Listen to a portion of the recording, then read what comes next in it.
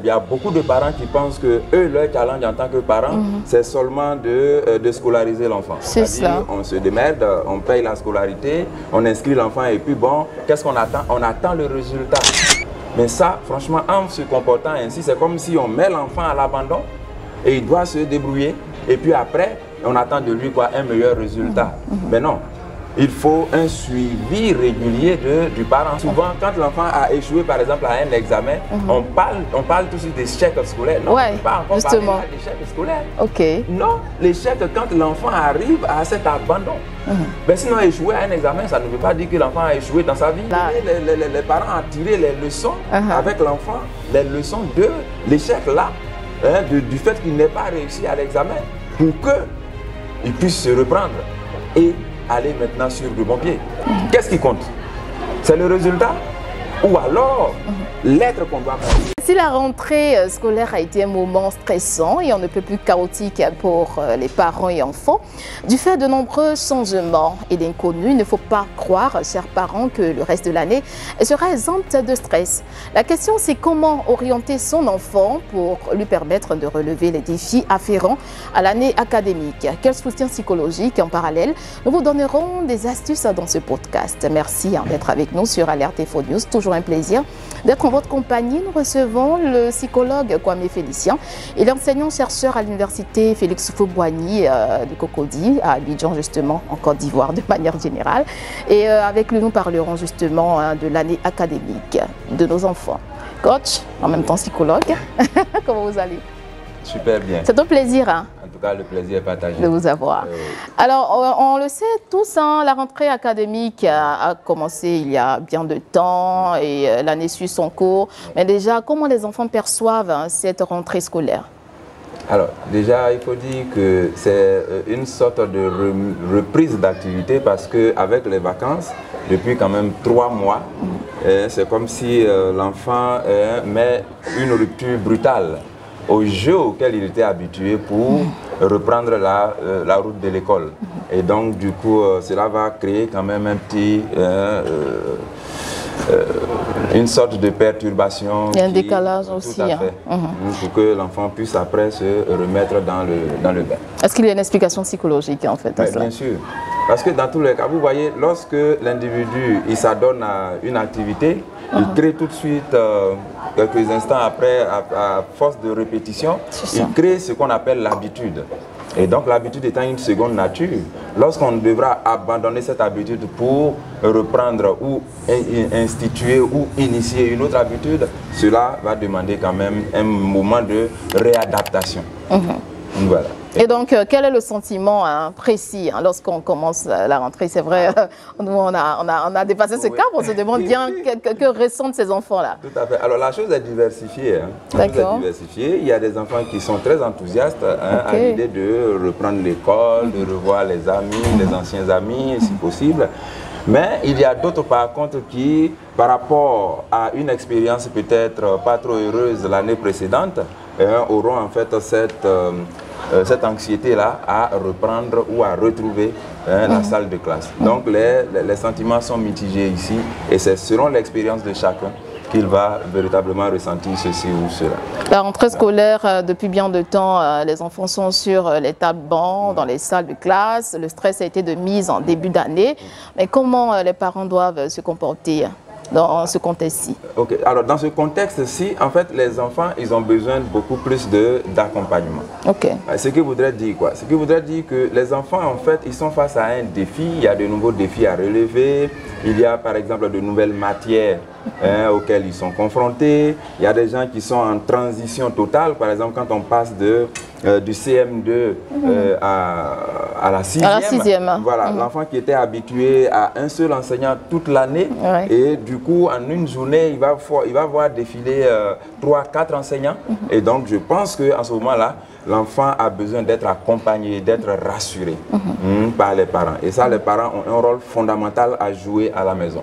Il faut qu'ils écoutent les enfants. Quelles sont les émotions que les enfants manifestent, qu'ils ressentent? Il faut discuter avec eux pour apaiser justement ces émotions, les amener à mieux appréhender ces émotions pour mieux véritablement se lancer dans dans l'année. Est-ce que l'accompagnement doit se faire seulement qu'en pleine rentrée, hein? Comme on l'a dit, le stress est sur toute l'année, tout le cursus. Oui. Mais quels sont les mots, hein, que les parents doivent faire sortir et puis comment les accompagner au jour le jour pour rester vraiment dans la tendance? D'accord. Alors là, il faut le dire, hein, généralement, il y a beaucoup de parents qui pensent que eux, leur challenge en tant que parents, c'est seulement de scolariser l'enfant. C'est-à-dire, on se démerde, on paye la scolarité, on inscrit l'enfant et puis bon, qu'est-ce qu'on attend? On attend le résultat. Mais ça, franchement, en se comportant ainsi, c'est comme si on met l'enfant à l'abandon et il doit se débrouiller. Et puis après, on attend de lui quoi, un meilleur résultat. Mais non. Il faut un suivi régulier du parent. L'enfant a besoin de sentir la présence des parents, de sentir l'implication des parents, de sentir l'intérêt des parents pour ce qu'il fait et pour sa personne. Et cela va créer en fait une sorte de confiance qui va booster l'enfant dans son élan à franchir les étapes ou alors les défis qui vont se présenter. Est-ce qu'il rentre dans le cadre du suivi dont vous parliez? Alors dans le cadre du suivi, il y a comment on appelle l'écoute. Il y a l'écoute active. Il faut écouter vraiment l'enfant.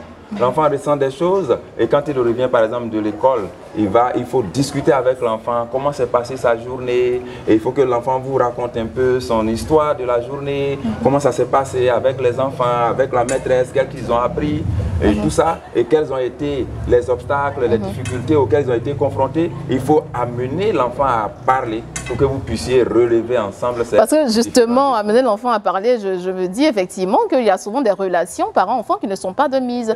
Du coup, l'enfant a des réserves quant à se confier à son père ou à sa mère. Exactement. C'est justement la raison pour laquelle ici, ce que je vais demander aux parents, c'est de se comporter en véritable coach. Oui. Ils doivent être de véritables entraîneurs et l'entraîneur est dans une dynamique de comprendre et de booster, d'amener, de pousser, de guider. C'est plutôt cela qui doit orienter les parents, de sorte que quand par exemple l'enfant, il peut être confronté à une difficulté, avoir une mauvaise note, mais il appartient aux parents de faire comprendre à l'enfant que sa réussite n'est pas forcément liée à cette mauvaise note, mais ensemble comment et quelles leçons ils peuvent tirer de cet mini-échec pour que l'enfant puisse se bombarder et puis après faire face heureusement aux autres devoirs, aux autres interrogations, aux autres examens qui vont venir.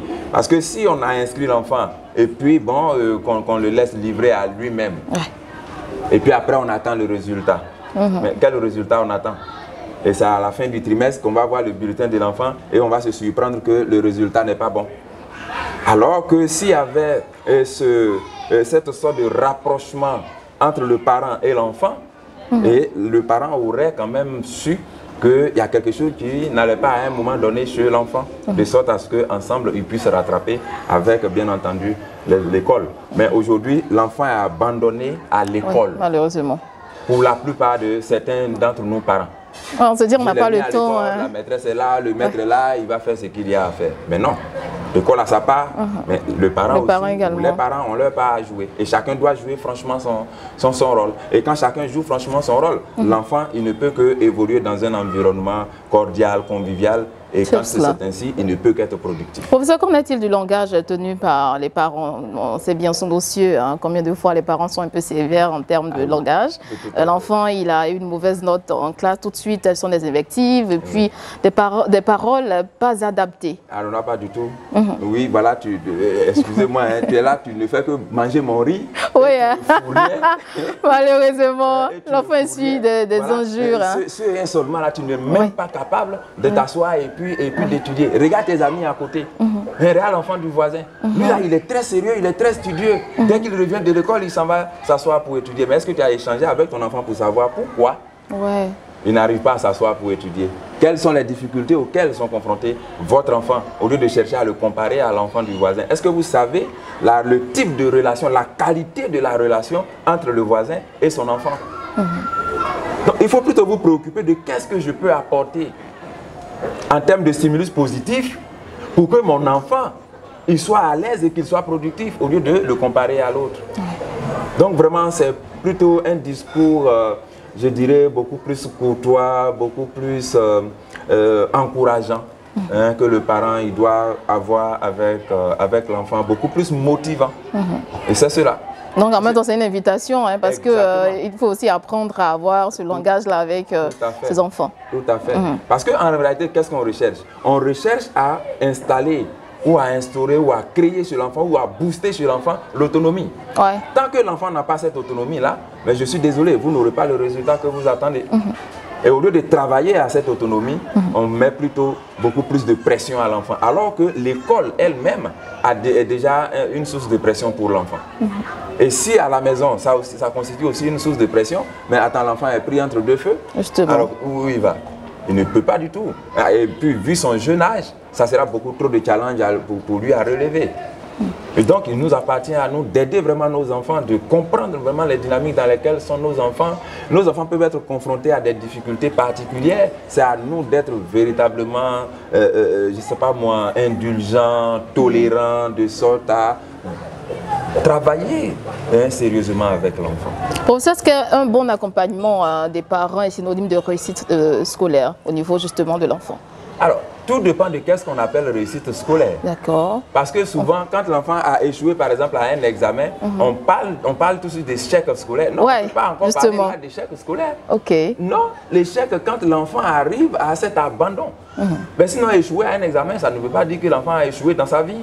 D'accord. Non, amener l'enfant à tirer vraiment, les leçons. Nos parents ne comprennent pas ça comme cela. Amener les parents à tirer les leçons avec l'enfant, les leçons de l'échec là.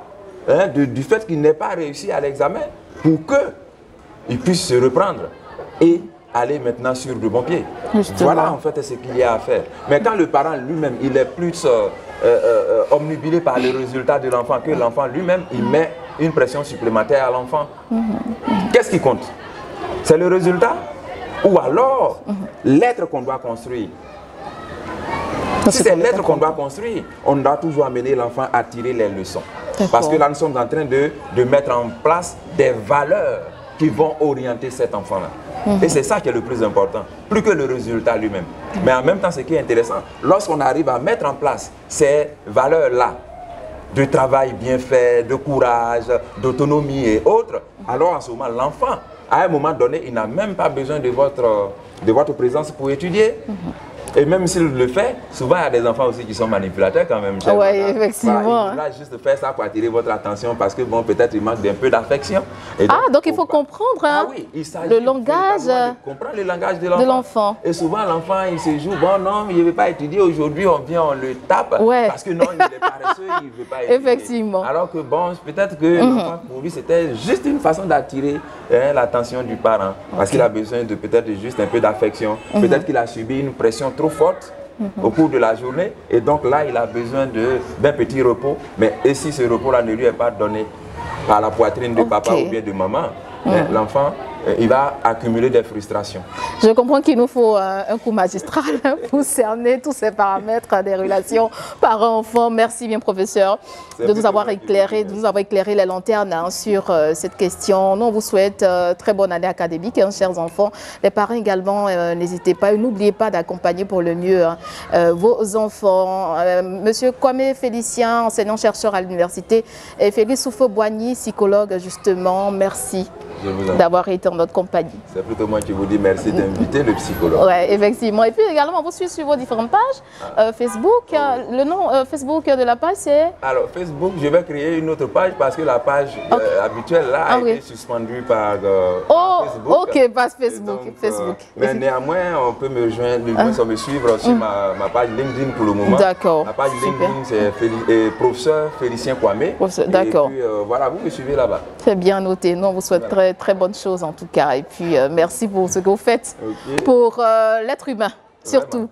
Merci à vous, chers internautes, d'avoir été en notre compagnie. Moi, ça m'a fait chaud au cœur de vous savoir nombreux parce que je sais effectivement que vous êtes nombreux comme cela à nous suivre sur Alerte Info News. Portez-vous bien et on se retrouve très bientôt.